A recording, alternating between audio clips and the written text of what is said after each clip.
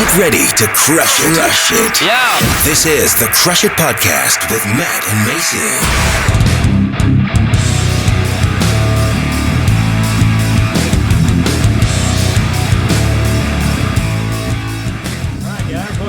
To the Crush It Podcast. I am your host, Mason Burchett, here with my co-host, the Matt Davis. I love the fact that you left out that you're a co-host. You took priority. Well, I'm the host. You wanted me to open it, so I'm going to go ahead and assert my dominance. I appreciate you having me as a guest on your podcast. You're welcome. Thanks for coming on, Matt. We appreciate it. It's good to have you.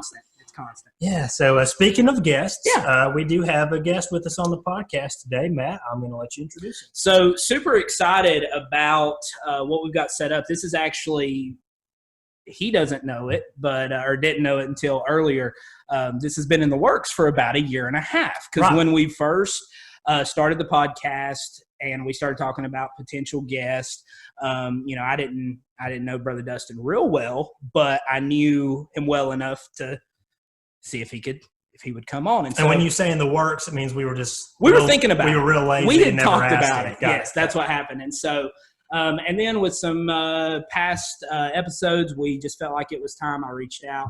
He was very gracious. So to formally introduce Dustin Davis, the youth pastor / assistant pastor / everything that position holds in a Baptist church, which we have all experienced for Brother Gene Gooch there at Liberty Baptist Church in Hickory, North Carolina. Brother, it is fantastic to have you on with us this evening. Happy to be here, guys. Well, so basically what we're going to do, and we're going to kind of springboard off of a couple weeks ago, we released 2 episodes back to back, and we talked about, should Christians pursue what we would call secular success, wealth building? We talked a lot about not only is it okay to work hard, but it's actually our responsibility as Christians. And watching Brother Dustin over the years, and what little bit I've been able to talk to him, I've always been very impressed and thankful at the balance that he has had, brother, that you've had between working hard secularly and seeing some success there, and God's blessed what you've done outside of church while still using you in a fantastic and a great way inside the church. And so basically what we want to do is we're just going to dive right in here. And Brother Dustin, I'm going to let you take a few minutes for those who do not know you. I mean, hard to believe that anybody wouldn't know who you are, but there may be a few. And so, just kind of give us your background a little bit. I know we talked about it. You're going to give us your testimony about when you got saved, and just kind of the journey that the Lord has led you through to get you where you're at today. Okay. Well, I am Dustin Davis, live here in Hickory, North Carolina. Currently in construction, largely commercial. I guess our company right now, I looked this morning in some of our meetings, and we're running roughly in our pre-construction services, which is what I manage, roughly half a $500 million. That's awesome. From that standpoint. So, I mean, business has done great. Business has grown. We're also in the real estate development side. So, a lot of the properties that we build, we also own the buildings and properties and do the lease rates and buybacks and all that stuff, which is pretty cool. But how did I get here? Honestly, sometimes I scratch my head and wonder. I understand. I hear you. But I guess just a little bit of a background.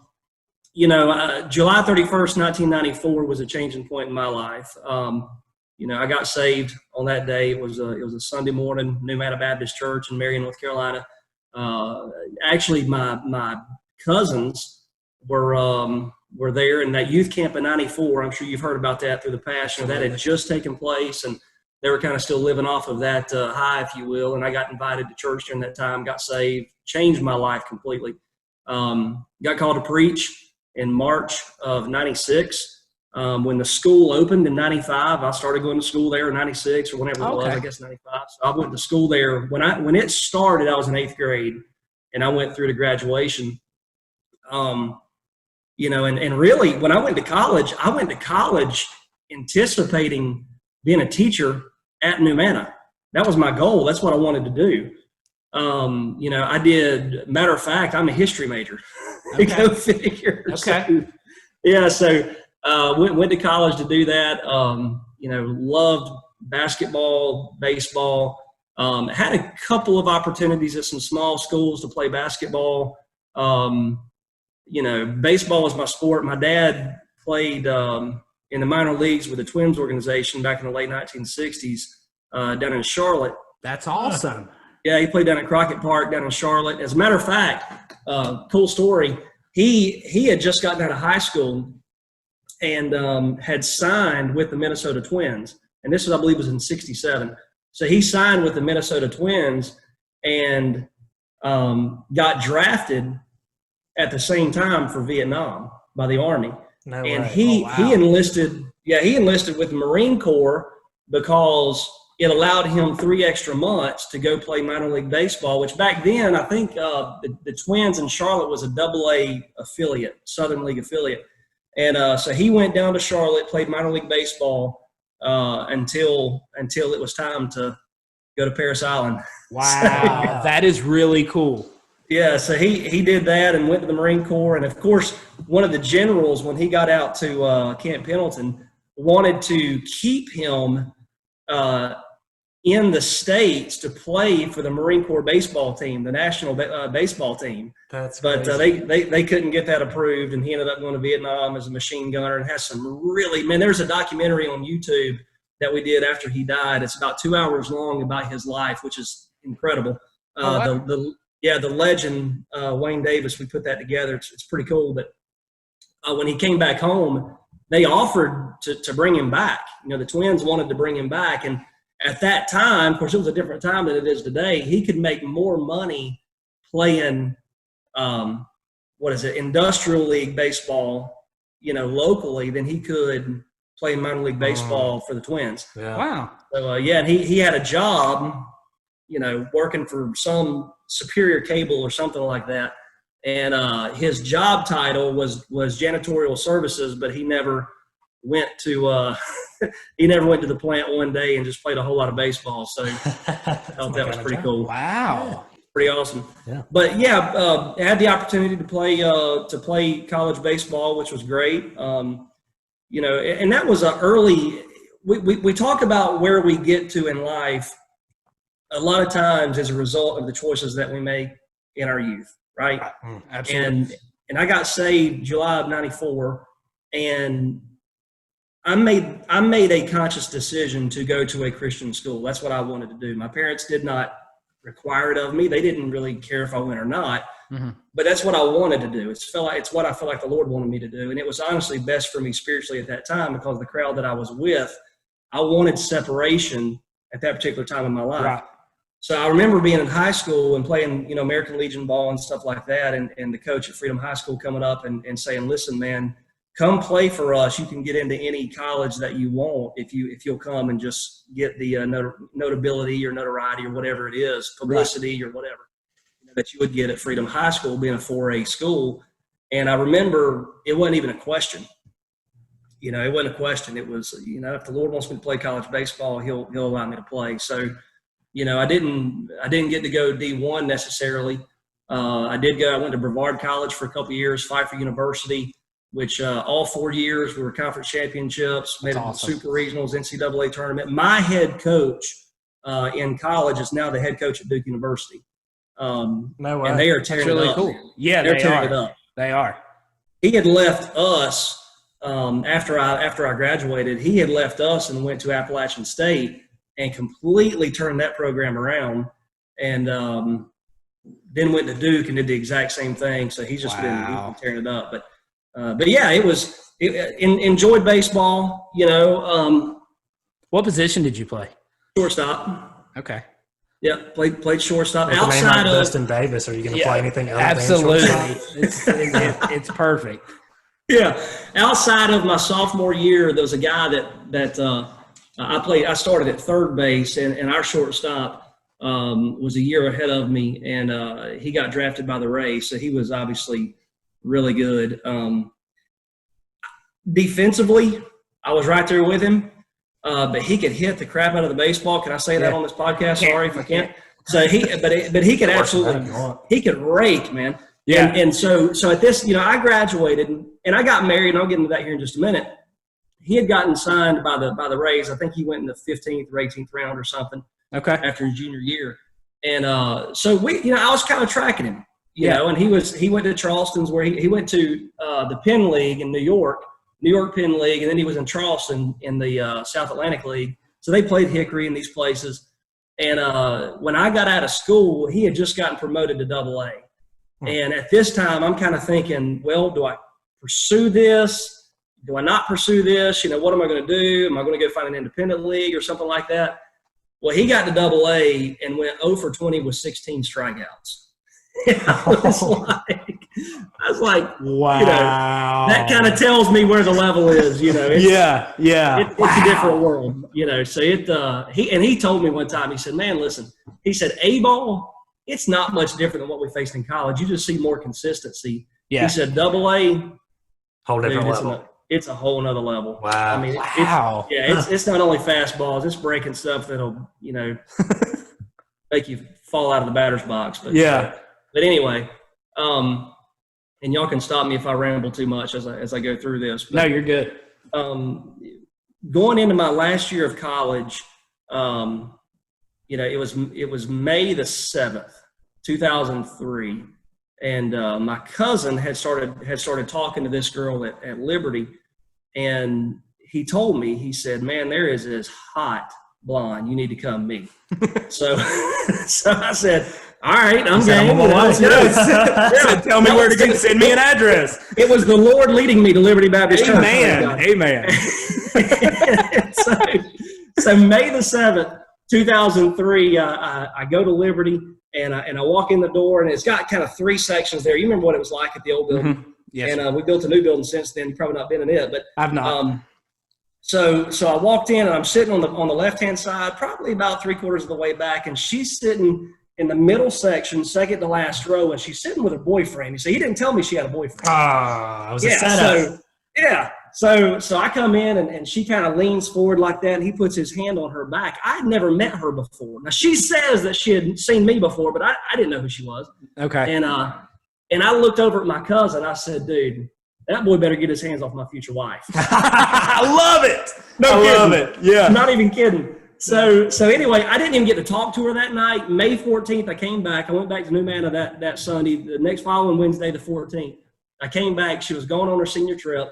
And I came back on the 21st, and we spoke for the first time.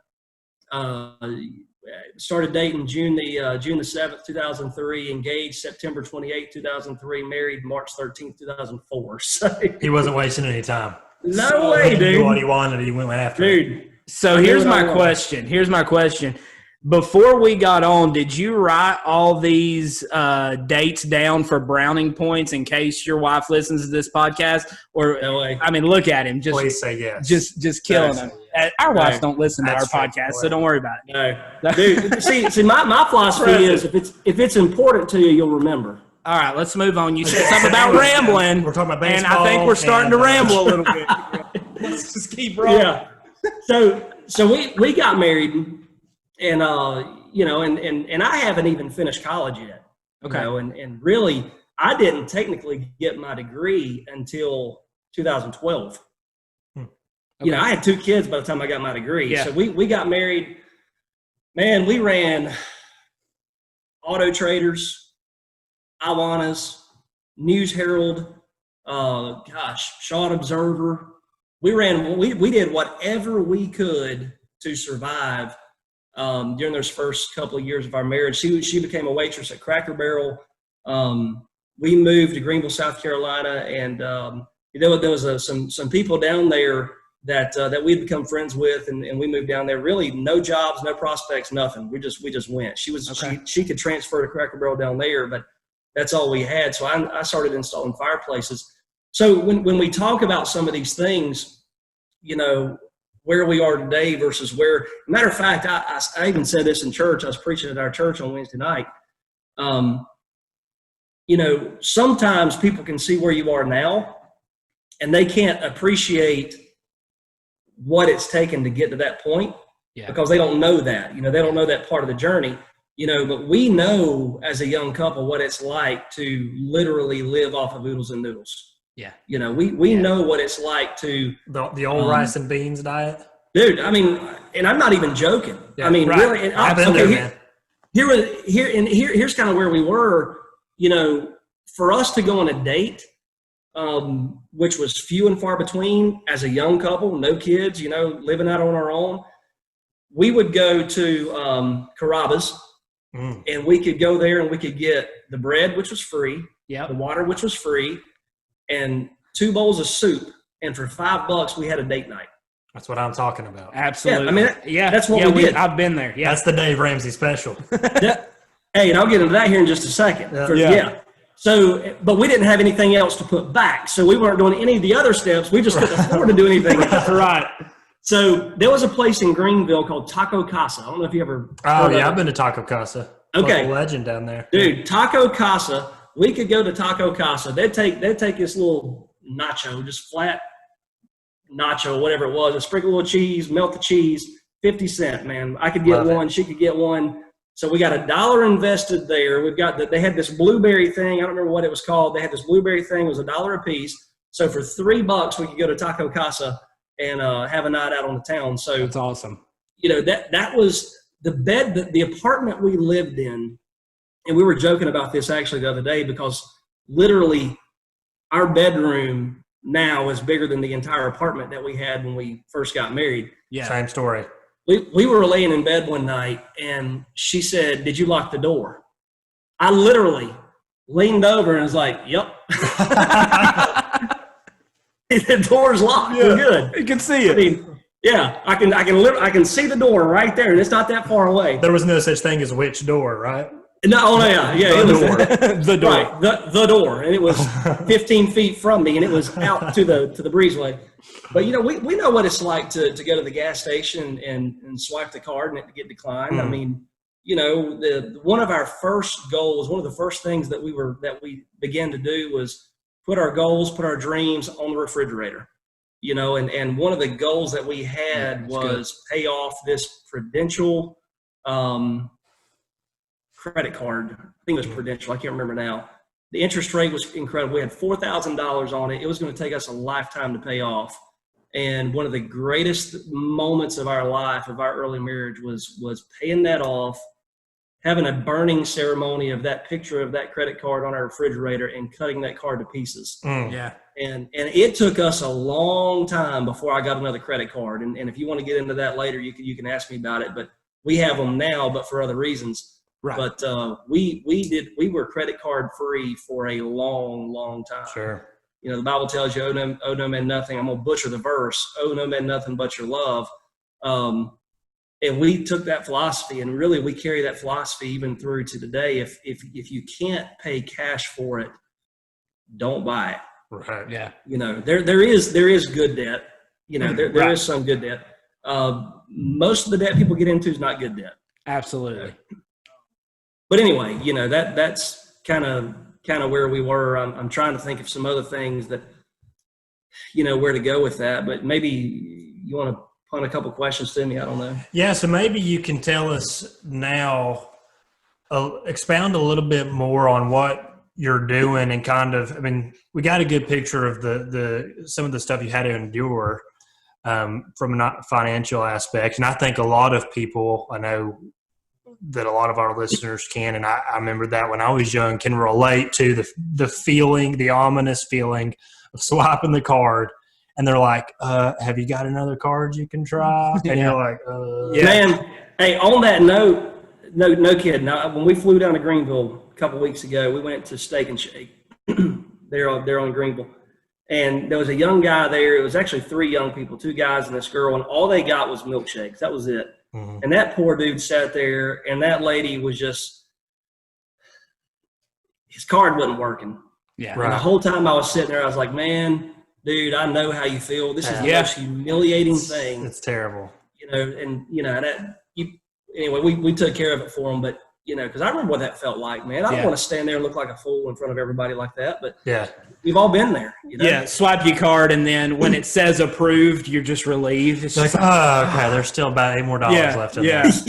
Now that may cost me a $35 overdraft fee, but at least I'm not embarrassed right now. That's it. Exactly. That's it. So talk about a little bit about where you're at now. I know you don't want to seem braggadocious, but the Lord has blessed you with a different kind of lifestyle now. Talk about what that's like from a perspective of God giving you wealth to manage. This is where it gets hard. That's how we like it. yeah, because you certainly don't want to come across as if you're putting it all on yourself, because we all understand every good gift, every perfect gift comes from above, right? 100%.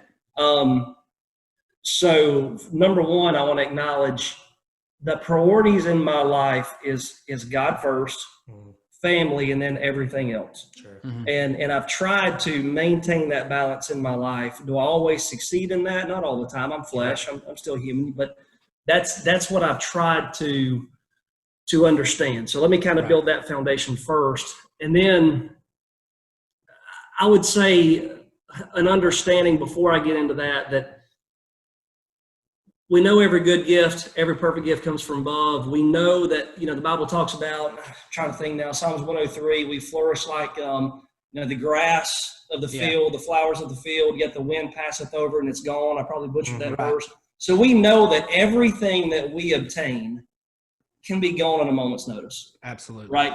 Job said, the Lord giveth, the Lord taketh away. Blessed be the name of the Lord. So we've got to get to a place in our lives where we can bless the Lord whether we are prospering or whether we have nothing. And that's a place that once you get there, everything else is just bonus material, right? Right. So I guess as far as what we have now, and I really feel awkward even saying this stuff, but I manage the pre-construction division of a what has become a very successful commercial construction firm. When I started there, we were a $30 million a year company. Now we're, like I said, our pre-construction, we've got close to $500 million on the books. And as of 2 weeks ago, now have a company, Citation Jet, which is pretty cool. Awesome. Yeah, that's a pretty neat experience. Honestly, along the way, the Lord has allowed us to get beyond making just a living. Right. He's allowed us to make a life. Right. We know what it's like to scrape by, but now we know what it's like to have plenty. Right. And we, number one, we still give. We give above and beyond. Right. But we live pretty good too. We built a home in 2017 that, if I was to sell it today, would probably bring $1 million. 6,657 square feet, I think. I'm on the lowest level of it now. We got a theater room on the 4th level. The kids live on the 3rd level. We got the kind of the main level, and then I've got this whole big area down here that's, anyway, its own deal. Man, we've had nice cars. I had a Porsche Macan S until a couple of months ago, and my wife decided she wanted a brand new 4Runner. So we ended up getting rid of the Porsche, bought her a 2021 4Runner. I bought a 2020 Toyota Tundra. So, again, go ahead. No, that's fine. I love hearing that. And basically what you've said is you've kind of brought us from, that oodles and noodles stage to, hey, the Lord's blessed us with these things now. And I feel like that's really, for me, I'm somewhere in the middle there. We're all on that same journey. I think a lot of our listeners, it's exciting to hear because we've all got those memories of that just barely scraping by. And even at times, the fear of, oh, how close am I to having to be back to that place? And, hearing somebody who the Lord has, well, let me say this first. I know what you said. We all believe to our core in that every good and every perfect gift comes from the Lord. Right.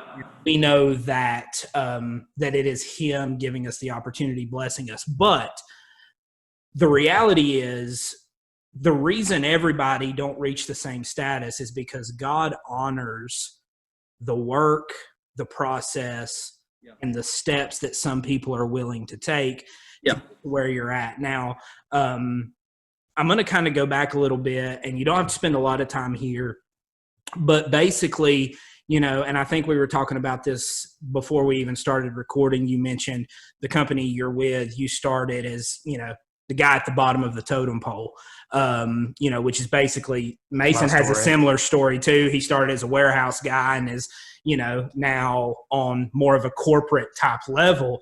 Give us a quick overview, if you don't care, real quick, about that journey with your hard work getting you from the bottom guy to managing a very large portion of the company. Well, absolutely. I took, when we moved back to North Carolina, I did not have a job lined up or set up. I was looking for anything I could. I was applying at drywall companies, flooring, anything I could do to survive. And luckily or fortunately, I was offered a position to come in. And here's kind of the setup. We live in a tech-driven world where everything's computer-driven and all this stuff. Mm-hmm. Well, fortunately for me, in this particular construction company, there was a 70-year-old man, I will not bring up his name here, who was the most cantankerous son of a gun you've ever met. His nickname was Grumpy. Literally, when people would call they would ask if Grumpy was around. And I had to be Grumpy's whipping boy. That's what I was. Nice. He was the lead estimator, or he wasn't even the lead estimator. He was just an estimator. And then you had the chief estimator, vice president of the company. Then you kind of went president, CEO, all that stuff. So the vice president, chief estimator brought me in. He said, listen, we'll hire you. We're going to give you a minimum salary, no fuel cards, no truck allowances, no perks. You're going to get paid very little. All right. But you've got to deal with this cantankerous, grumpy old man. And I said, great. I got a child on the way. My wife was pregnant. I've got nothing else. Right. Yeah. Let's go. What do we got to do? So literally all I did was, he would put an estimate together. I would input it on the computer. I would set stuff up for him. He would do the work. I would just literally, I was working a database is all I was doing. The recession was hitting. So I wanted them to know that I wanted to be there. Yeah. And so literally I would go to the break area and I'd take out the trash. We had a dishwasher. It was full of dishes. I would do the dishes. I would make sure the dishes were put up. I would dry them off. If there was dirt in the floor, I'd sweep it up. It's one of those things where the Bible says, what shall you do to it heartily as in the Lord, not unto man? And if you really approach your job, whatever it is, with that attitude, over a period of time, somebody's going to notice. Oh, yeah, absolutely. And during that time, during that 2 years, instead of just showing up to do a job, I took an additional step wanting to learn what that man knew, because I knew his time was limited. Right. And whenever that time came, and I was sitting there one day when he called, because like I say, he didn't work the computer. He would literally, it was like a cubicle setting, and he would lean over and say, hey, Dustin. I'm like, yeah, I about said his name right there. Sorry. Yeah, I don't want to do that. Hey, Dustin, see what that Duke Energy stock's at right now. And so I was like, all right, man. So I pulled up the internet and I pulled up stock, and and I sat there as he bought $500,000 worth of this stock in Duke Energy, and I'm like, yeah, I want his job. I want to do that. Yeah, let's do that. Here I am making $30-some thousand with just scraping by, and I want that dude's job.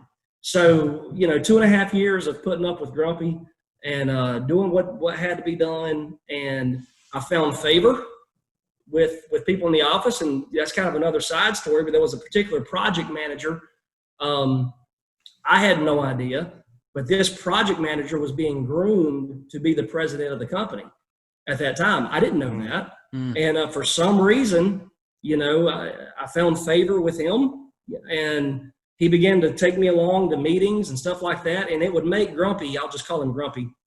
It would make Grumpy grumpier because people started coming to me instead of going to him, because nobody wanted to talk to him. Yeah. And when they came to me and just riding the coattails of what would become the president of our company, I learned.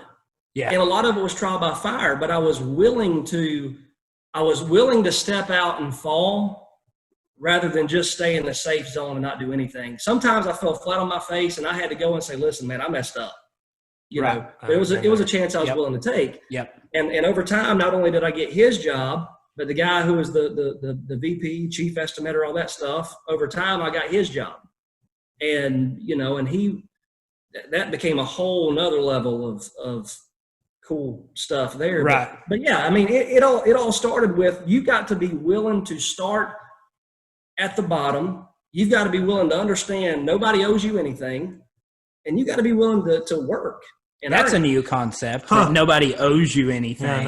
Isn't that amazing? Yeah. Who would have thought? I want to highlight what he just said for our listeners, because we have not collaborated on what he just said beforehand. Right. But there is a correlation between his path to success and the stuff that we've been talking about for the past year. Yep. About being principled enough to do the hard things. The little things. The little things Yep. that other people don't want to do, to leverage your network. We literally did an episode on leveraging your network, because you never know where you're going to be, and you never know where the people around you are going to be. In your case, somebody around you was going to become the president of the company. You never knew that. No, But it's a constant game of chess. You can play checkers and say, that's not my job, or I don't get paid enough to do that. Right. Or you can say, be wise enough to realize there's opportunity in these situations. And while they may not be beneficial in the moment, they obviously can be beneficial in the long run. Mason, you hit the nail on the head with something you just said, and it was one of my pet peeves now that I'm in a managerial role is never, ever, ever, ever, ever. And anyone who may be listening who does aspire to do anything at the job you're in or whatever, never use the phrase, that's not my job description. Yeah. Never use that phrase. And I've heard it 1,000 times. Absolutely. Then you're going to stay in the life you've got. That's right. If that's your mindset, that's not my job description. And I hear it all the time. And I'm thinking, okay, then you're going to stay where you are. Right. Then go do your job. Go do your never job. do And stay anybody there. else's, or get paid to do somebody else's. And I'll tell you, and I'm in the process of trying to hire somebody right now. And I literally wrote up a job description this morning. And as a part Did I send you my resume? A part of that job description was, I want to hire someone who wants my job. Yes. Show me that person. That's what Absolutely. As a manager of, operations manager managing a sales team, they call me operations manager, but I manage a sales team. And something the VP of our company always says, when you're hiring, hire to replace yourself. Find somebody that you feel like you can bring in and has the potential to replace yourself. That way, when you move up, they can move up too. And just this past Friday in our sales meeting, I was talking with the sales reps that were there, and it's December, January. It's a little bit slower. The leads aren't quite there like they always are. And so everybody's complaining about that. And I start talking about ways to generate leads. Hey, we can get together on this day. We'll all go out. We'll do this. We'll do this. And we're talking about generating these leads. And I have one guy in particular who leans back and says, well, I'm not looking for anything to do during the day. I got plenty to do. I'll run the leads the company gives me. I'm not going to do any of this extra No stuff. self-gens. No self-gens, basically. I'm not worried. And so, what you're saying, it's a mental note where you're like, oh, okay. Okay. Well, then you're not going to do it. Right. And, don't come complaining when you're not getting the majority of the leads. Because the people who put in the work and show some selflessness and go out and do the work, you want to be in that place where when it's time to pick the person to go up, that you're first in line. Yeah, and it's obviously Dustin has experienced that, and we've talked about that. Me and you have really similar stories, Dustin. I started out pulling trim in a warehouse in Asheville, North Carolina. Did the little things, did the hard things. What a lot of people don't realize is 80% of a promotion is just getting there 10 minutes early, consistently. Up. Yeah, but showed up early, stayed late when needed to, and it pays off over time. Dustin, some of the stuff we're talking about, while it's fun for us to talk about, is really foreign to a lot of our listeners. Hearing words like $500,000 or two-story house. Honestly, though, that's just, I mean, I can remember living in a single-wide trailer. Yep. No shots at that if that's where you're at. That's perfectly fine. Absolutely. But I can remember being there and thinking, man, I wish I had a house like that. I wish I made that kind of money. Absolutely. And so while we're talking about being in those places now, that's really foreign to a lot of our listeners. And that's where me personally, because growing up that way, we didn't have those kind of things growing up. My dad always did a great job providing for us, but we were not wealthy. I live in a bigger house now than I ever did growing up. And being at that level now, people are like, what did you do? What did you do wrong to get where you're at? Who did you sell your soul to? Yeah, who did you sell your soul to? Because my dad was a pastor. I was a youth pastor for a little bit, and moving around and my career took me out of state and away from the churches I grew up around. So what a lot of people on the outside looking in see, if you're not in the churches you used to be in, you must have sold out, to corporate greed. Well, yeah, and I struggle a little bit with that mentality.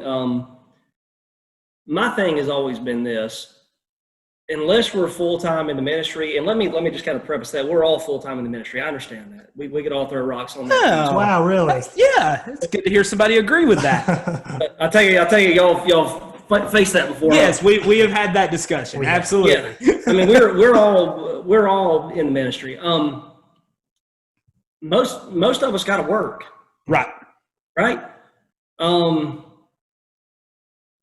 Most of us are going to go to our job, and then we're going to come home, and then we're going to do what? Here's something I wrote down, and I actually preached on this, a message, what is your life? And I wrote this down, and I've tried to live by this. There are 86,400 seconds in a day.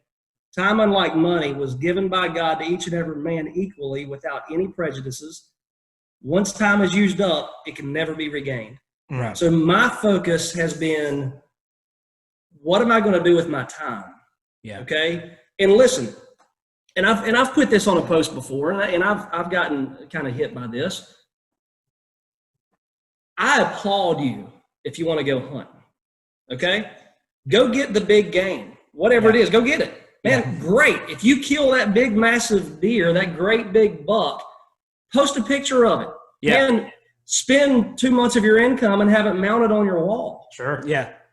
Have at it. If you want to fish, go fish. Go do it, man. Catch the biggest. Be proud of that thing. Hold it out there real far so it looks huge in front of the camera. Absolutely. Get it done, man. Yeah. Fillet that sucker. Give me a bite of it. I'm all about it. Sure. Church league softball, church league basketball. Great, man. Go get it, man. Go play. Have a good time. Enjoy what you do. I don't do those things. I don't hunt. I've tried. I'm not real good at it. I don't fish. I don't really have the patience for it. I apologize. And I don't play church league. I was an athlete, but there's other things. My day, here's what my day consisted of. And this is one thing I learned kind of early on, was successful people plan, and they have a structure, and they're not wasting a whole lot of time. I don't have cable. I don't have dish. I don't have an antenna. Mm-hmm. We haven't had cable. I could not tell you when was the last time we had TV. Right. We just don't have it. Our living room, and we've got a massive wall, perfect for a big flat screen TV. Now I've got a theater upstairs, but we do that just for family movie night. But there's no TV in our living room on purpose. Yeah. My day, here's my day, and this is a pretty typical day. I'm up at 4:30. All right. I'm not sleeping until 15 minutes before I have to be at the office. Okay. I'm up at 4:30. I go to the gym. I work out. I get home. This morning I sat beside my wife. We read our Bibles. I got my Sunday school lesson, was working on my Sunday school lesson. I got up from there. I got dressed. Told my kids, saw them off to school, kissed them, hugged them, loved on them a little bit. Got to the office an hour earlier than what's required, right? Yep. You know what I did during that hour? Plan the day. I make a list. Check box. I put a box there. Check it off as the day goes on. These are success doesn't just fall in your lap. Right. You've got to have checkpoints, right? And so the key to my successful day today is to accomplish these tasks. A part of that task was go fly an airplane, because that's what I'm trying to do right now. So I went and flew, did that. Went back to the office. I've got one of my estimators is working on $100+ million building in Raleigh. I got to make sure that thing's going well. So I'm pushing that and working on that. And I'm thinking about what we're doing here at 6 o'clock. And, and when I get done with this, I'm going to go have dinner with my family. And we're going to love on each other for a little bit. And about 8:30, I'm going to tell my kids good night, give them a hug, give them a kiss, pray with them. Me and my wife's going to spend some time together. The last thing we do, we're going to read our Bibles together. And we're going to go to bed. And tomorrow, we'll substitute this with church. Yeah. And Thursday, I'll substitute this with brotherhood that we're having at church. Friday, me and my wife's going to go on a date. Awesome. Yeah. Saturday, Brother Gene's going to come over. We're going to work in the field. I'm going to go fly an airplane. We got a pastor friend in Virginia. We're going to go to a birthday party. I mean, it's just, we don't waste our time. Does that make sense? Yeah.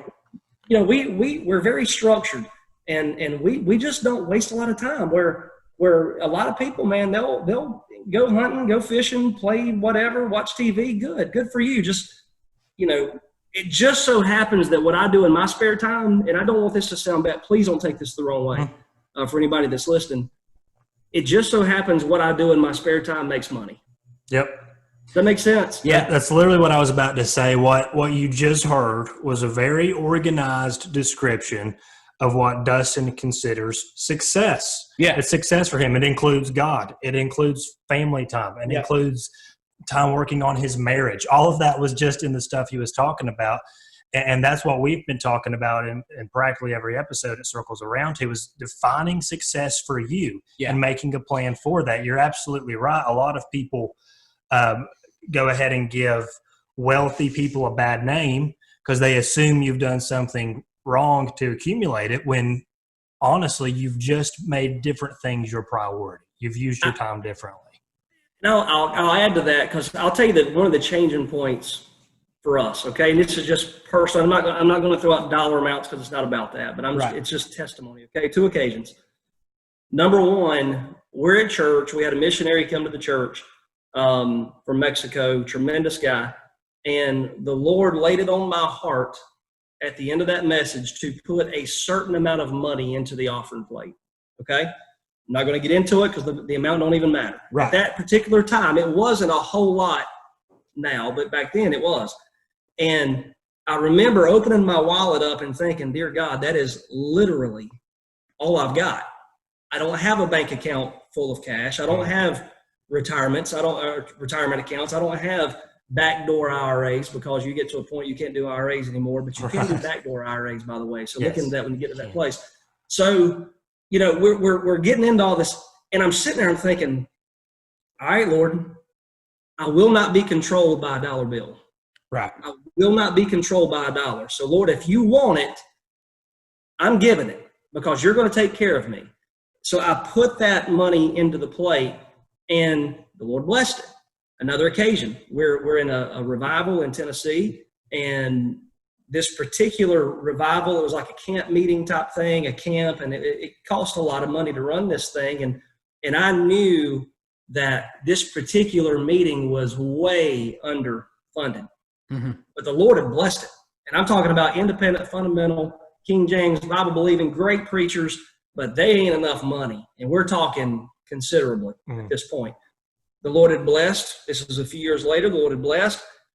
Now that dollar amount that the Lord was requiring of me had grown hundreds of percentage points by this time. Okay, you with me? Yeah. And I remember sitting there. I really don't want to give a dollar amount, but it was, for me at that particular time, that was pretty significant. Heck, it'd be significant even now.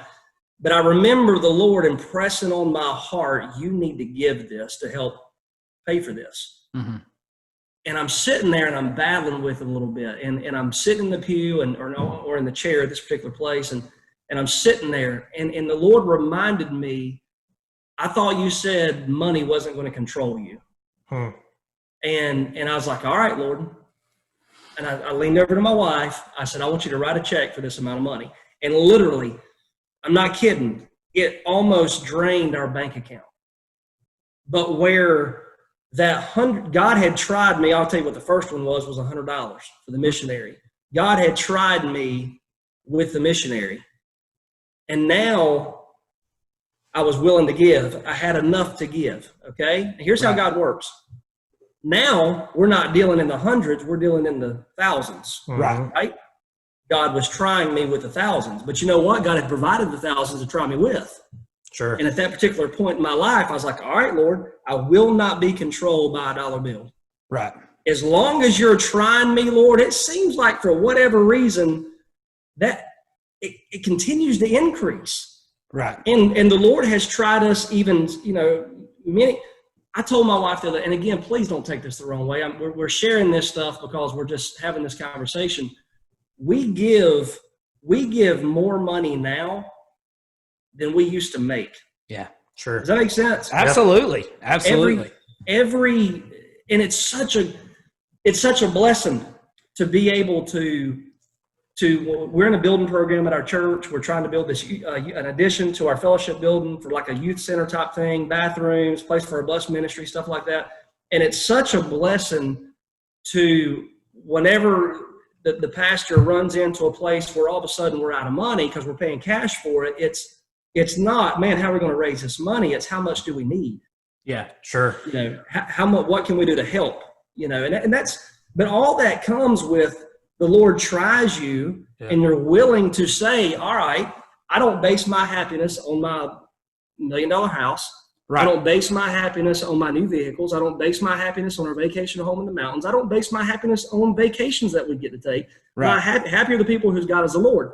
The rest of it's just a bonus. Absolutely. And I want to go back as you were telling that story, something that it hits me to my core because it really goes back to our whole purpose and why we do what we do.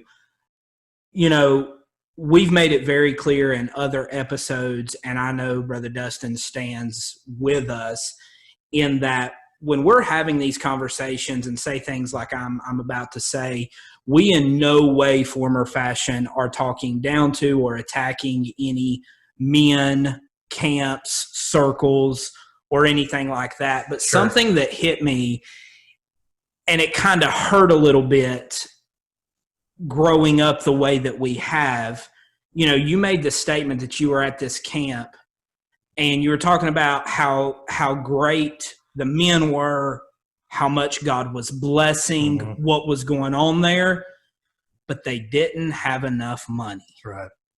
And that's the thing. That's kind of the resounding theme that you see.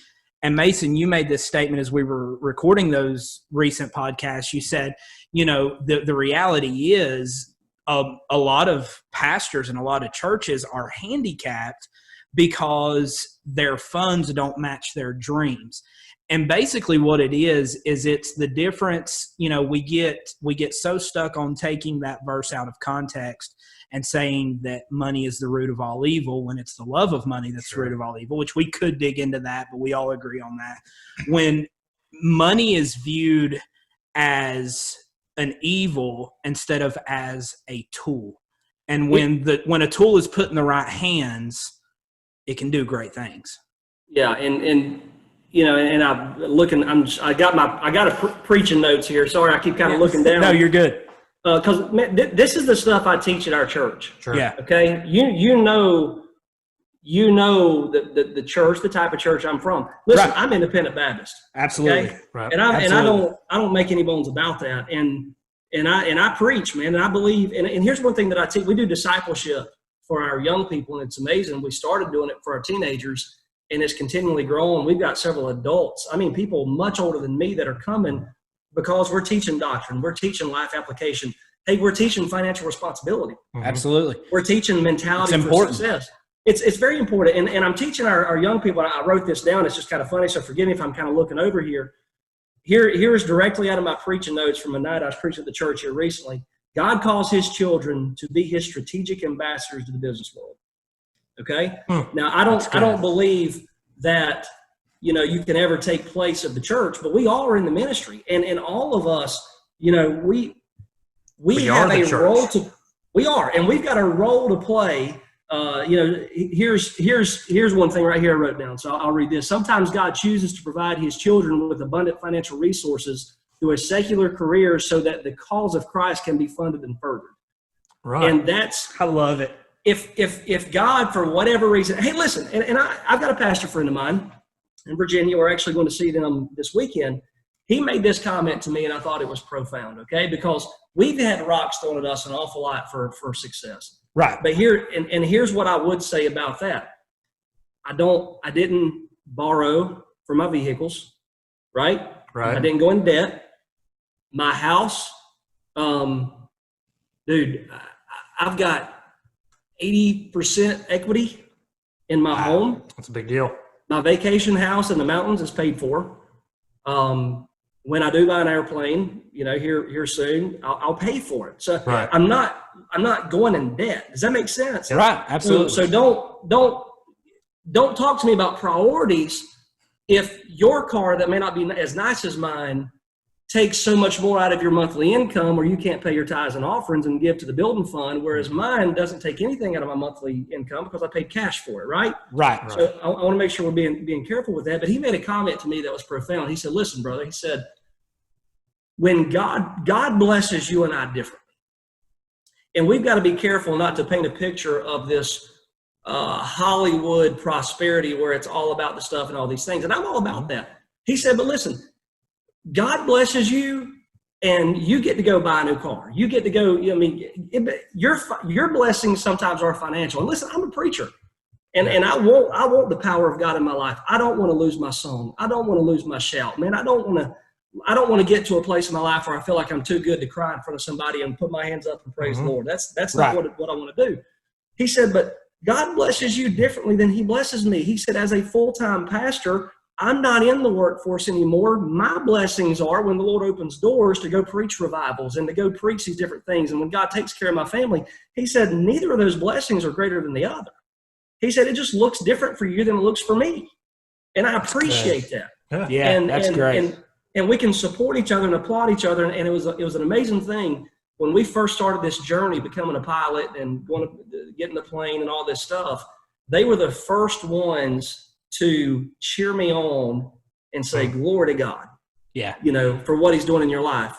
And now they joke about it. Obviously they want to go on trips and take, all that stuff. But why can't we have more of that in the church? Here's my thing.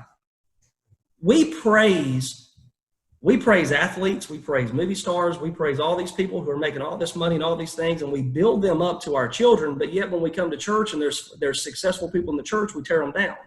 Yeah. And we wonder why our kids get so off kilter, because they see the picture of real success and it's almost demoralized. Yep. Whereas the fake stuff is praised and they're confused, right? Yeah, absolutely. And I'm teaching in our discipleships and in our church, number one principle is this: as a man thinketh in his heart, so is he. Right? As he thinks. That's one of the first verses that I really started taking to heart. And I got another one that I wrote down somewhere. I can't remember where it is now. But here, hold on. I got it right here. I think it's right here. Keep thy heart with all diligence, for out of it are the issues of life. Yep. As a man thinketh in his heart, so is he. I had to change the way I thought, right? The mindset. I had to change my mindset. Yeah. There was a book I read, and we may be getting off topic here. I apologize if we are, but there was a book that I read early in our marriage called The Go-Getter. You ever heard of The Go-Getter? I've If heard if of you that. haven't read it, okay, if you haven't read it, it's an easy book. My son, I gave it to him. He read the book. It talks about this blue vase. Okay, I'm not going to get into it. I don't want to ruin the book for you. I encourage you to get it. I want to be, and I want to train others to be a blue vaser, right? But you got to read the book to know what that's talking about. Okay. It is you talk about changing your mentality and your approach beyond a just enough to get by to what it really takes to create success. And then we also got to understand it is God who blesses us, every good gift, every perfect gift, right? We know what the perfect is. Gift. That's Jesus Christ. Right. Okay. Everything else, man, I got to wake up and roll out, and forgive me, y'all tell me if I'm getting off base here, okay? You're good. You're all. I got to roll out of bed this morning, and I got to, my feet hit the floor. That's a good gift. Yeah. Right? Absolutely. It's 30-some degrees outside here at the house, and my house is 70 degrees. That's a good gift. That's good. That's a good thing, right? Yep. I got to get up, and I had the physical health to go to the gym and work on my fitness. That's a good gift. Yep. I got in my truck, and I used to say I turned the ignition, but now it's you push a button. Yeah. Yeah. Yeah. You know, I got to push a button, and guess what? It cranked up. Well, that's a gift. That's a blessing. Yep. But what I teach our young people is, number one, that abundant life doesn't start when we get to heaven, right? John 10:10. That abundant life started the moment I got saved. Yeah. Okay. Now, Satan's come to steal, kill, and destroy, but that abundant life was given me when I got saved. I choose what I do with my time. Okay. So what I got to teach our young people is, and what I got to live by, the same God who has blessed us with that good gift, I've got to never allow the good things he allows me to enjoy to pull me out of my place in the house of God. Yeah. I've got to, and that comes back to balance. I don't ever want to, God is the one who has just poured his blessing on me. Now, his blessings on you may look differently than it does on me. So I never want to put him in a box with what his blessings look like. But for me, God is just blessed. And sometimes I wonder, God, why are you doing this? Yeah. But he has. So, and we try to train our kids. My son loves cars. We bought the Porsche. We were flying in a plane the other day. And I told him, I reiterate to him all the time, son, our happiness is not in stuff. Right. Our happiness is not in material things. Yep. Me and your mama were just as happy when we were dead broke. Now, I've had broke and I've had plenty. I'll take plenty. Yeah, we'll choose plenty happy for sure. I'll take plenty. Now, I will tell you, man, it comes with a whole other level of headache and struggle and all that stuff, but I'll take that. You'd rather smile in your plane than in a one-bedroom apartment, right? Yeah, and not there's anything wrong with either of them. But, right. It's just different now. Exactly. It's just different now. It's the same. It's similar to what we were talking about, that it's not your wealth that you built, Dustin. It's God's wealth that he's bestowed upon you to manage on his behalf. And when you view it that way, it takes the pressure of ownership off. It gives you an overwhelming sense of responsibility to manage his wealth wisely. Right. But I think I'm less polished than you, because I say the same things that you're saying all the time, but I phrase them in a way that God's not broke. But if you are, he looks like he is, and somebody has to fund his work. It's like I told Matt the other day, it's easy. Everybody wants to go down to the soup kitchen and hand out soup to the homeless people, but somebody's got to buy the chili. Somebody's got to buy the soup. Somebody's got to pay rent on the homeless shelter. Somebody has to do those things.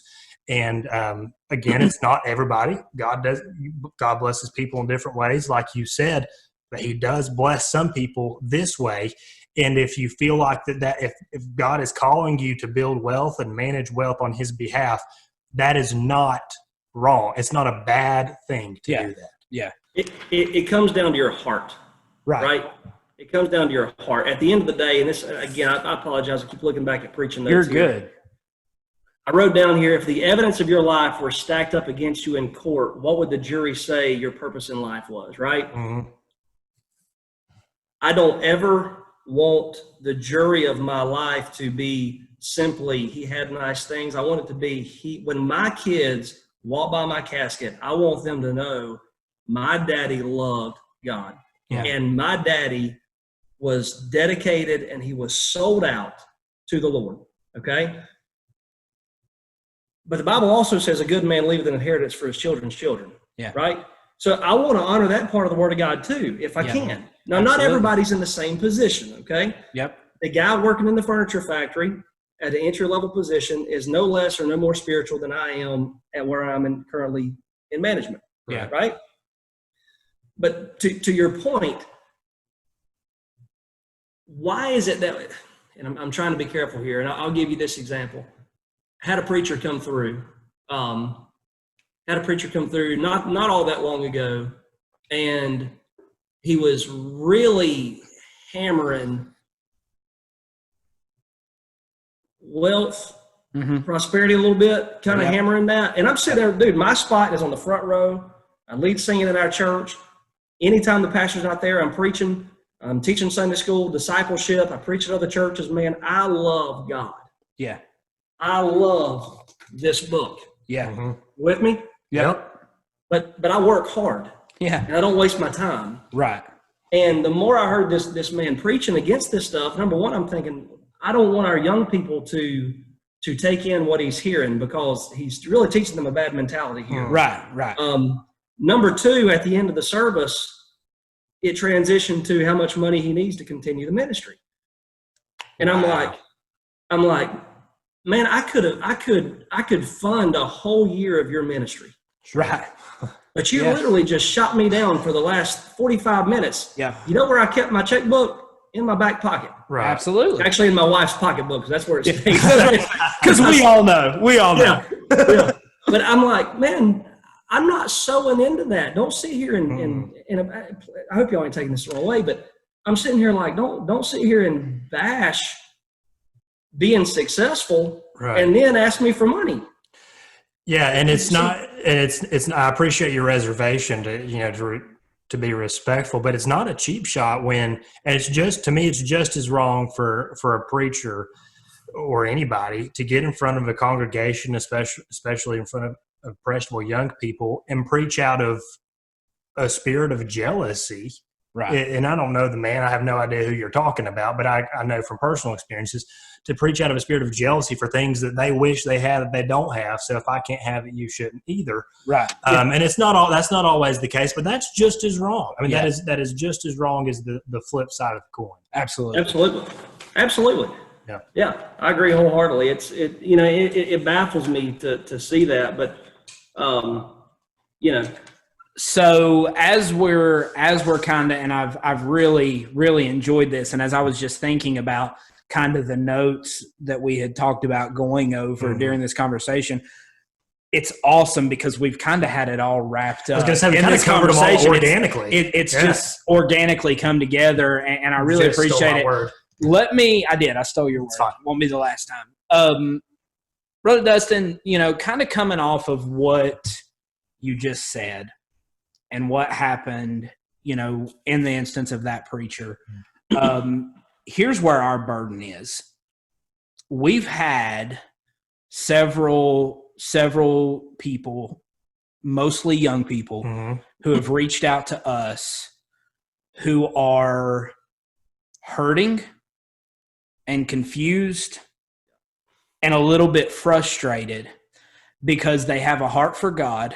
They love where the people that God has put around them as far as serving God, but they have a desire and they feel like God has more for them in this area, but they are struggling because they are made to feel guilty they're not wanting to sell out church. They're not wanting to leave God and go pursue wealth. They're wanting to do it the right way, but because that doesn't fit into the box that a lot of Christians, let's just put it out there, that a lot of Christians like to have, they feel guilty and they're struggling with it. And they're reaching out to us like, hey, thank you for what you're doing because this is hard for us.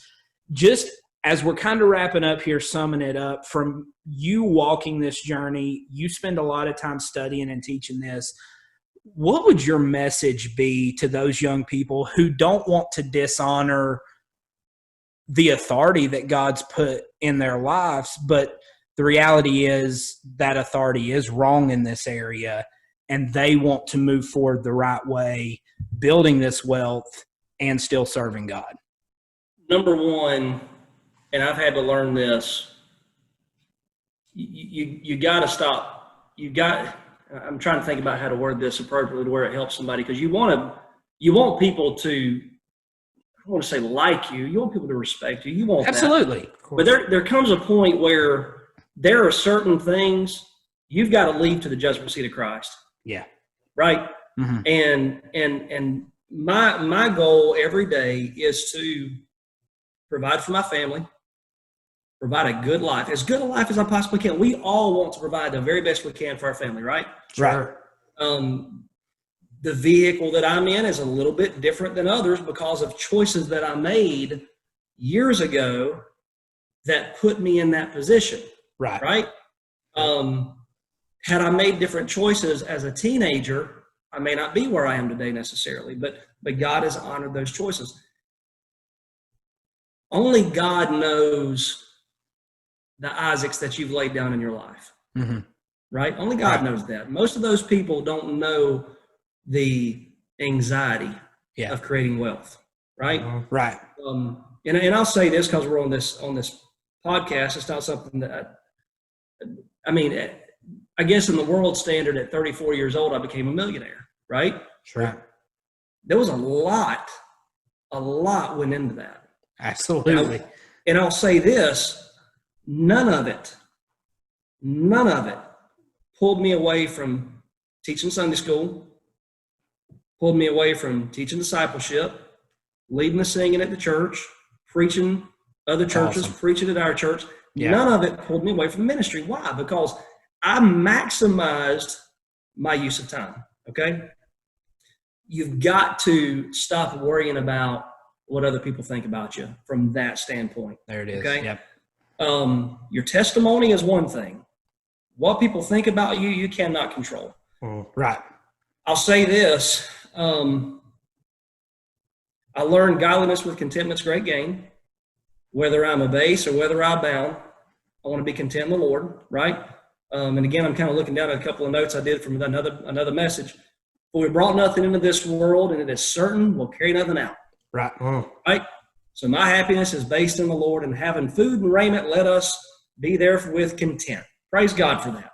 Right. But I also learned this, a false balance is an abomination to the Lord. And the fulcrum upon which this life rests on is Jesus Christ. Yep. I have to choose how I balance my life on him, right? If I focus too much on my job, guess what? I fail everywhere else. Yeah. If I focus, and I know this is going to come across contradictory, but I believe we've all known people in the ministry who have done this. If I focus too much even on my ministry, yep. Yeah. Absolutely. I lose. Absolutely. I lose. Right? So it's all about that balance. It's all about what are the things that God has placed in my life as a steward of his, right? My job, my wife. Yep. Man, I am a firm believer as the man, I will bear responsibility at the judgment seat of Christ for my marriage, period. Okay? I will never stand before God and point a finger at my wife and say she should have done more, period. Right. It starts with me. Whether we like it or not as men, we are the head. Okay? Absolutely. I praise God. Now, I've got a very headstrong wife. And I say this in front of her. That's why she carries his wallet. Yeah, she does. She does. And that's a whole nother topic of that's a different podcast. That's it. And honestly, man, we could get into budgeting and all that stuff and how we do our weekly budgets, but we do that in discipleship at church. But man, at the end of the day, I'm the husband. I'm leading my family. So I've got to focus on that. Guess what? Man, Friday night, we're going on a date by design. Yeah. Just because I got the prize, just because I got the trophy, and I consider her my trophy wife, right? doesn't mean I don't continue to try to woo her. Right. It doesn't mean I don't continue to try to win her. She is every man wants a battle to fight and a maiden to save, right? And every woman, whether in this society or not, wants to admit it, they're looking for that knight in shining armor, right? They're looking. I know some guys who their maiden and the fight are the same thing. That's right. So I want to balance that. Right. You know, I want to continue 17 years now in marriage to win her. Okay? Absolutely, Man. My son, my daughter, I want to be involved in their life. I want to be at the ball games. I don't want my job to pull me away. And I'm going to throw another one out at you. Some people won't like. I don't want my ministry to rob my kids of enjoying being a kid. Absolutely. Because I've seen some moms and dads wear as a badge of honor, my kids aren't playing Little League. Absolutely. They're not doing that. Yep. Now, I'll say this. My son plays travel baseball. We don't play during church. Sure. Okay? But we've drawn that line in the sand. But, man, there's been times we've had things going on, and my kids are in church more than most, and y'all can relate to this. Just because I'm preaching a revival somewhere and my kid's got a ball game, go to the ball game, dude. Go play your ball game. Yeah. Dude, go play ball. You're in church way more than these other families. Yeah. I'm not robbing you of that. Right. You know, so there's balance there, and we've got to be balanced in that. Yeah. Being a good friend, being a good church member. Yeah. Right? I believe in the local church. I believe that I have a place in the local church, and I want to be in my place, and I want to build there. Being a good employee, man, pursuing my business ventures that we've got, the hobbies that I enjoy, which aren't very many. You know, I've got 15 acres to keep up, so that takes a lot of work and effort. That's a full-time job. But it's balance. Yeah. But it all hinges on Jesus Christ. It all hinges on this book. Yeah. If my life ever begins to go contrary to this book, and if success in this life ever takes me contrary to this book, I've missed the boat. Yeah. I've messed up. But I do know the Bible says this. All right? And I'll give this to you. And I wrote this down. Psalms 37, verses 4 and 5. You guys can probably quote it by heart. Delight thyself in what? Yeah. You know it? Yeah. If you don't know it, pull it up. You can pull it up. I want y'all to read it back to me. If you need to pull that verse up. Pull it up. Psalms 37, 4 and 5. So watching you have to download the Bible app. I don't have the Bible app. Wow. Good. I'm going to read it, and you're going to fill in the blanks, all right? Okay. Delight thyself in, what's the next two words? The Lord. Okay? He shall give you the desires of what? The next two words. Thine heart. Commit thy ways unto who? The Lord. Trust also in who? Him. Which is who? The Lord. And he shall bring what? It. To what? The desires of your heart. To pass. Yeah. There it is. Yep. So number one, now, if I delight in the Lord, my desires are going to be right. Yes. Okay? If I commit my ways unto the Lord, my desires are going to be right. Yep. If I trust in the Lord, my desires are going to be right. Yep.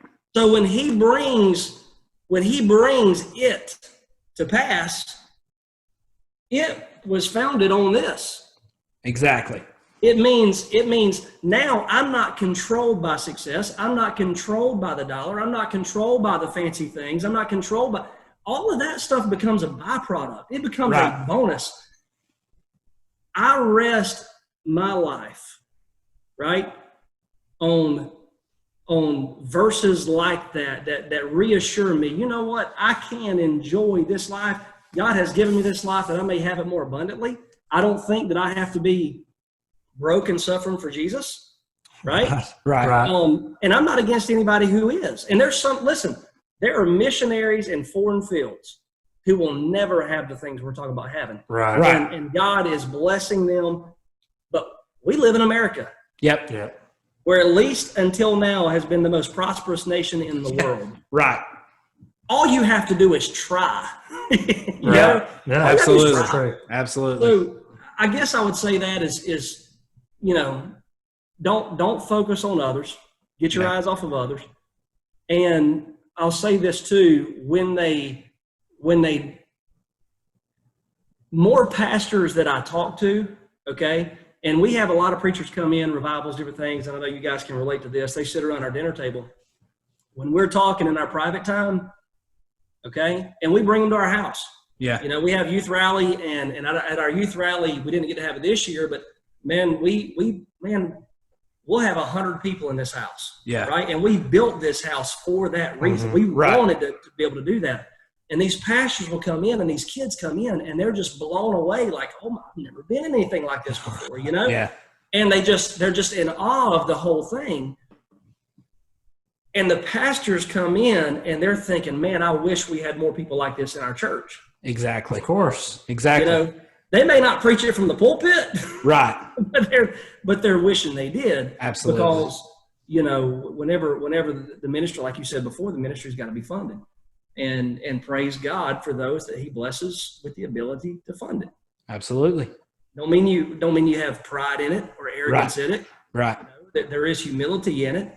But man, if God's blessed you with it and you're pursuing it, go after it, man. Yeah. When done the right way. Pursue. That's good stuff, man. Good.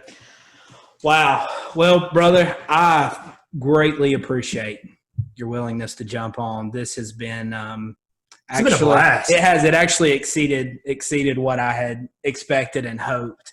I knew it was going to be a good conversation, but I feel like I've been to church. I will say this. This is of all of our podcasting guests, this is the most notes I was going to say, taken. you're like writing a I'm novel actually over writing there. a bunch of stuff down, so I appreciate it. And if you're open to it, if we didn't scare you off, you know, I would love. There were a lot of things that as we were going through, you know, you made the statement, you know, we could get into all this and how to do this and more of a practical day-to-day thing. And so, you know, if you're willing to, I would love to maybe look at down the road, getting you back trying to on. schedule you to get you back on and maybe take a practical approach, some steps that you've learned and really help some people out in that area. Absolutely, guys. I feel like I was pretty boring, but hopefully help somebody. No, it was great. This is the stuff we eat, man. We love stuff. this. Yeah, So thanks for listening, everybody. We really appreciate it. Don't forget to subscribe if you enjoyed what you're hearing.